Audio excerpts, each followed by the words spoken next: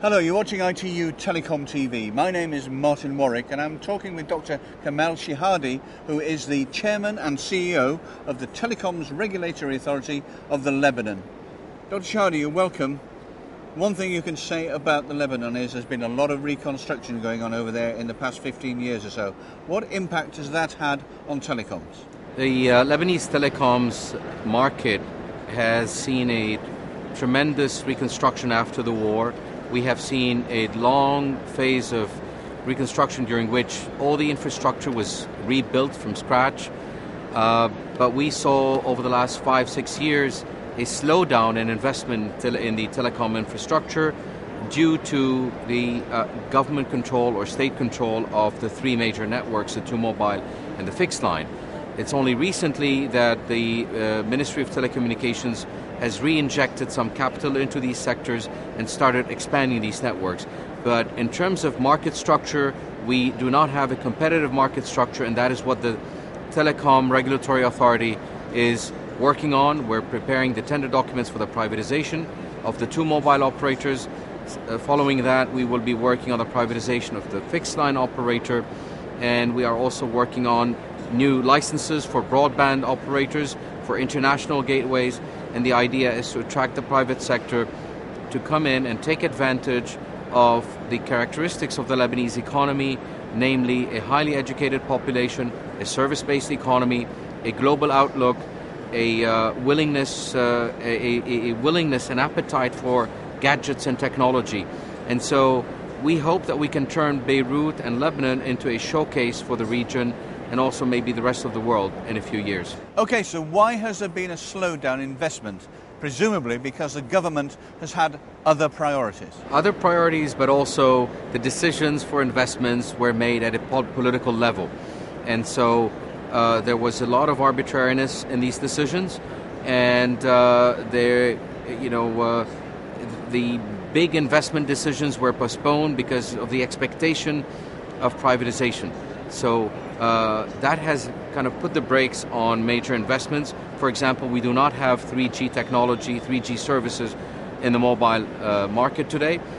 We are pushing the mobile operators to upgrade their equipment, to invest in new technology in order to offer 3G and HSPA Plus services in the next few months, even before privatization, if that is possible. I talk to a lot of regulators in my job.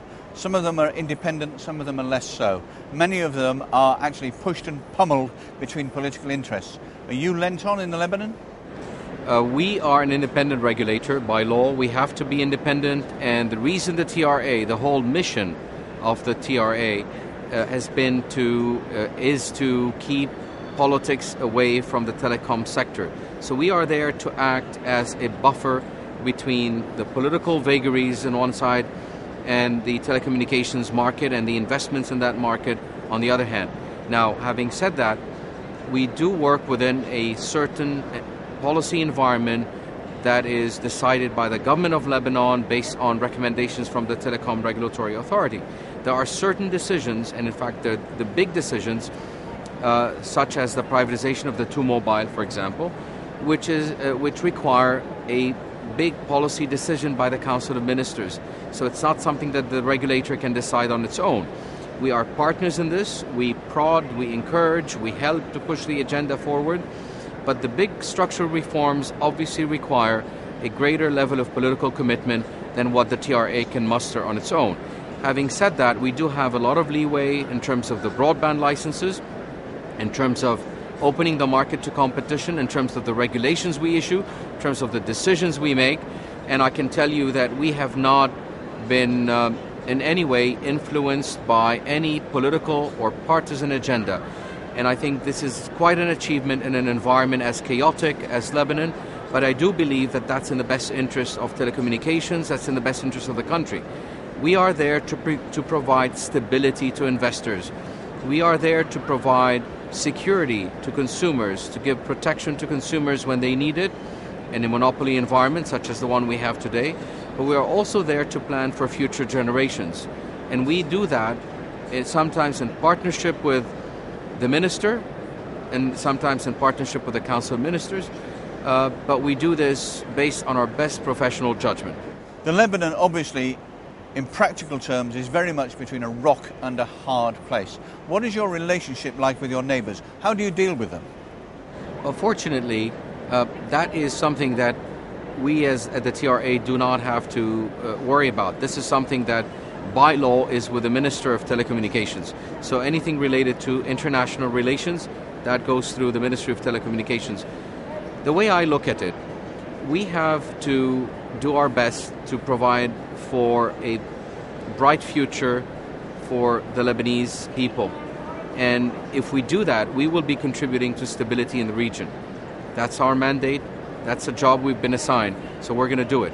New figures from the ITU issued just today show that the digital divide, while narrower than it was, is still very deep in some places. And this is being bridged by broadband. What's broadband investment in the Lebanon like? It is definitely on the top of our agenda. What we hope to do is first bring to the largest segment of the Lebanese population the benefits of competition in telecommunications, starting with mobile, but also broadband more generally. It is those benefits that I think will lead to greater employment, greater investments, lower prices, better services. Having said that, we have a special agenda at the TRA, and that is one, to look after the environment, to look after the health and environmental effects of telecommunications. We are committed to a green ICT, ICT's market. We are committed to doing things that are sustainable in the long run. Globally, we're seeing a resurgence in public investment in telecoms. Where does the balance lie in this? Traditionally, in the old days, the public purse was used to fund it and build out infrastructure. In latter years, the private sector did it. But now suddenly, with the global economic downturn, we're seeing moribund industries rescued. We're seeing banks being rescued when they should have gone bankrupt. What about investment in telecoms? Is it safe to do it with public money? Is it the right thing to do? Well, my view first is that public money should not be spent on telecommunications if the private sector can do this. I think our responsibility as regulators and also policymakers, legislators, is to provide the best possible environment with the lowest barriers, the lowest impediments to investments and profitable investment, even in the most rural, most remote areas of the country. Once you give the private sector an opportunity to deliver services, you then have to assess whether this coverage, the access, is in line with your expectations. If it's not, that's when you have to think of innovative mechanisms to encourage the private sector to invest and invest in a commercially viable way. I'm wary of the euphoria around public spending on telecommunications. I welcome that because I'm in the industry and I think it's a great thing.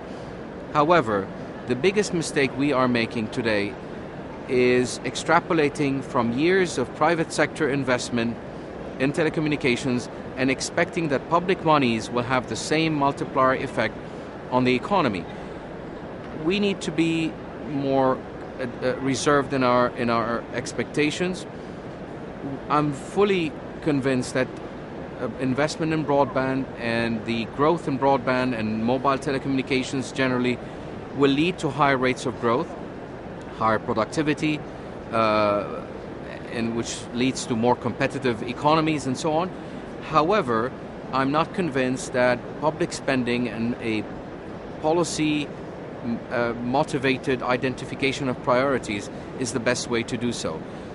We as regulators have a duty, more so in a day like, in this age, when the public sector is coming back as an investor, to keep our eye on the ball. The reason we were established as independent regulators is to promote a competitive market.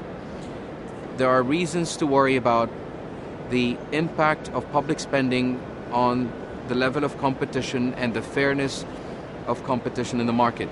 We have to keep our eye on that. Let the politicians worry about spending public money, but we do have to keep a competitive and viable telecom business. A final question to you then. I presume you would be an enthusiastic supporter of investment into Lebanese telecoms. Oh, absolutely. I thought you'd say that. But nonetheless, you think it's a good thing to do. That's why I agreed to take on this job. I believe that there are so many opportunities to invest in Lebanon, not just in the mobile, but in broadband as well, but also in the value-added services and all the various applications. I look around me and I find a level of entrepreneurialism in Lebanon that is unmatched in the region. I think Lebanese have succeeded in telecommunications throughout the region and also beyond the region.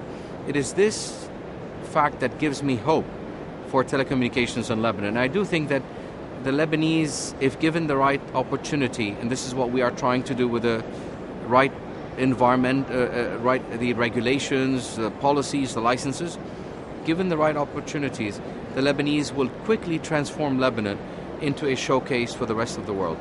Kamal Shehadi, thank you very much indeed. Thank you.